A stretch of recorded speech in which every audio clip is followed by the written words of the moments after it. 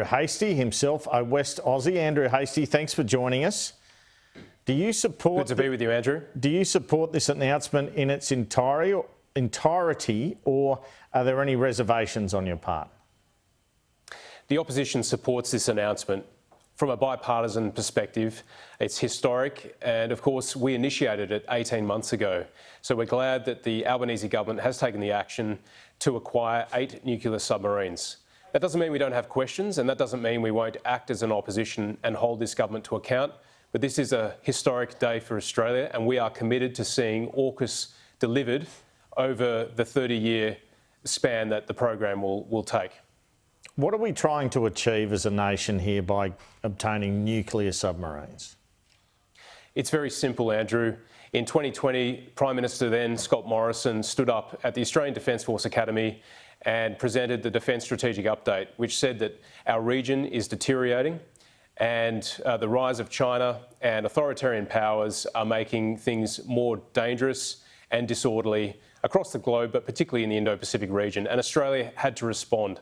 There was a calculation made that the Collins-class submarine and the Attack-class submarine that was being provided by the French wasn't going to be fit for purpose. And Prime Minister Morrison set out to acquire nuclear submarines from the United States.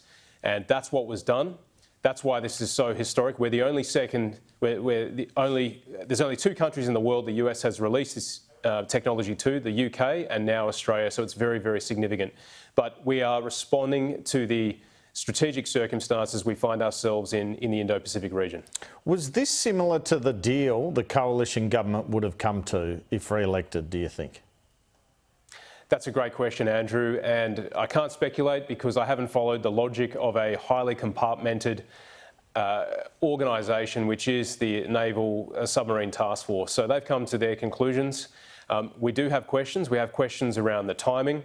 We have questions about the sequencing, particularly with the potential operation of 3 submarine classes in the Royal Australian Navy. And then, of course, we have questions around how this will be paid for, given it's estimated to cost between $268 and $368 billion. That's a huge amount of money. Now, we support this process and you know, the cost of inaction will be much higher, but we do need to have a conversation about how we fund this. And we do so that doesn't jeopardise other important programs that the Australian people enjoy. When the coalition government was looking to do the deal on this, was a nuclear waste dump in Australia always a possibility back then? I think it always had to be a possibility, but again, Andrew, I wasn't part of the detailed briefings. But we will support the Labor government as they seek a solution for the disposal of nuclear waste. It's an important part of being a steward of this capability. And we have a very stable continent. We've got a vast amount of land, a good amount of it unused. And so we'll support the government as they go about disposing of future waste. And, you know, we're a mature nation. We sell uranium. We're about to become stewards of nuclear technology, and we must be able to dispose of it as well. And Richard Marles was saying before that the first sub will be around 10 years old. It will have 20 years of shelf life left coming from the US. What do you think of us getting second-hand subs first? Look, in the end, Andrew, we've got to respond to the strategic circumstances before us. The rise of China and its somewhat belligerent behaviour in the region has brought on AUKUS. That's just the reality. You know, people don't like to say it down in Canberra and elsewhere, but that is the reality, and that's what we're responding to. And that's why we're going to be hosting on forward rotations 4 US and 1 UK sub in Perth from 2027. And so that's the hedge to sort of cover the gap between today and when we get our first Virginia-class submarine in 2033. But we've got assurances that that submarine will be fit for purpose, it'll have been through a full maintenance cycle, and I'm confident that it will meet our needs. Okay, there's been a bit of talk today about interoperability of the US, UK and Australian fleet.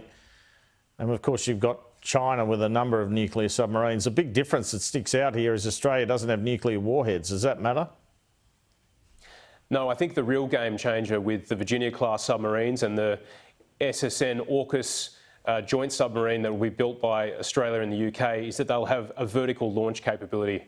which means you can fire up to 12 missiles and indeed 16 Tomahawk missiles in one salvo. So when we're talking about, to use the language of the Deputy Prime Minister, impactful projection, to have Australian submarines deployed forward, which can then fire up to 16 missiles from the vertical launch capability, that is a game changer, absolutely. So nuclear weapons, that's a side issue. We're not pursuing nuclear weapons, but we are pursuing cutting-edge technology that will give us the edge if we're ever in a situation where we need to punch our way out. Could you see these subs being used in a China-Taiwan conflict? Look, that's again a hypothetical question for a government of the day, but certainly we are becoming more integrated with the United Kingdom and the United States. But I also want to add as well that our strategy under the former coalition government, and it's a strategy that's being continued under the Albanese government, is to be a good regional neighbour. We want to ensure that the prosperity and security that all nations have enjoyed over the last 80 years in the Indo-Pacific region continues, and that means sure, we're entering into this special relationship with the US and the UK, but we're also going to be working very hard maintaining our friendships and our partnerships with lots of countries around the region, from Papua in the Pacific to Singapore to Vietnam to Indonesia. All these countries are really important to our future in the Indo-Pacific region. No guarantee from the government here for an East Coast subspace. What's your reaction to that, notwithstanding you're probably happy with the investment in your home state? Look, I'm very happy with the investment in WA. It's great for people in Mandurah, where I live. It's great for people in Rockingham and the sort of outer metro area. I think you grew up there, Andrew, or you're familiar with it anyway. It's great there. It's a great part of the world, as you know. But certainly the East Coast submarine base is the missing piece of the puzzle. And I think it is important that we identify where that will be, because these things have a long lead time. And so it's important that we get certainty for not just defence, but also the private sector and industry who will be involved in building this base. And that leads me to a question that I have, and what happens to the dry dock, large vessel dry dock in Perth that was committed to by the Morrison government last year, $4.3 billion. Again, no certainty around that. So the Defence Strategic Review, which will be announced next month, we'll be watching very closely indeed. All right, my in-laws live in your part of the world. I'll just clarify that, Andrew Hastie. But Richard Marles seemed to indicate the Collins class might not extend to the end of its life. What's your reaction to that? He didn't say that. He hinted that could be the case. Again, this is why we want. This is why we have questions around the sequencing of this project. What's the role of the Collins class? Particularly as we see the Virginia class come on, and then the first SSN AUKUS delivered in 2042. Will the life of type extension continue? What will happen to that workforce if it's not continued? And how will they progress this? These are questions that the government needs to be transparent about and give certainty to South Australian industry. Andrew Hastie, thanks for your time this afternoon. My pleasure, Andrew. Thank you.